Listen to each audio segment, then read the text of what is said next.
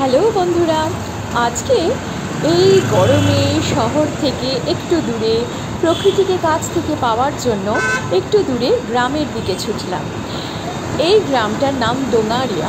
এই গ্রামটা অবস্থিত হচ্ছে বাঁকড়াহাট রোডের কাছে, বুরুলের দিকটাতেও বলতে পারো। তো আরও অনতি দূরে গঙ্গা বয়ে যাচ্ছে। তো এই গ্রামে স্বাভাবিকভাবেই ভীষণভাবে সব কিছু প্রচুর চাষ, আর তাল গাছ থেকে কলা গাছ কিনে তো এইখানে ঠাকুর তৈরি করা হয়। যেমন কলকাতায় প্রসিদ্ধ কুমোরটুলি গ্রাম জায়গা, যেখানে কুমোরটুলিতে প্রচুর ঠাকুর তৈরি হয়, ঠিক সেই রকমের ডোঙারিয়াতেও প্রচুর ঠাকুর তৈরি করা হয়। এবং এই ঠাকুরের বিভিন্ন দাম, 5,000 টাকা থেকেও ঠাকুরের দাম শুরু। আমি শুনে চমকে গেছি, আমি তো জানতাম ঠাকুরের বিশাল দাম।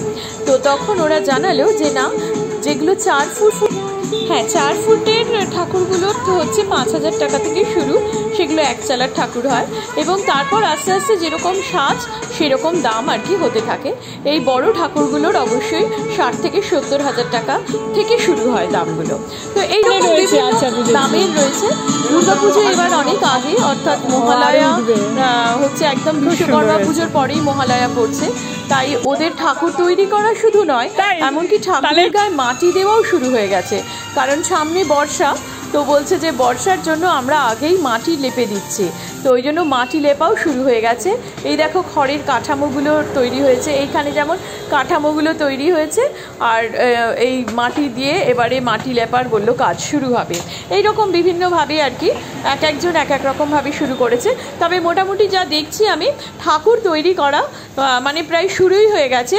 সাজটা ওরা এই শুকিয়ে যাওয়ার পরে তারপর ঠাকুরের সাজ শুরু হবে, সেটা আর একটা পর্ব। তো সেই কারণে এরা বেশ তাড়াতাড়ি কাজ করছে। তা এই জায়গাটা দেখে বেশ ভালো লাগলো যে এরা যেই ঠাকুরগুলো বানাচ্ছে, আমাকে বিভিন্ন রকমের দাম এবং ঠাকুরের সম্বন্ধে অনেক কিছু শুনলাম। এগুলো 15-16 হাজার। আচ্ছা, এমনি না হলে নর্মাল 5,000, আর না হলে গয়নাগাটি হলে 8,000 এর মতো। ঠাকুরের দাম বেশি নয়, বেশি থাকে না। একই সাইজের ঠাকুর, ওর দাম বেশি নয়, সাজে ভিত্তি করে দাম কম বেশি হয়।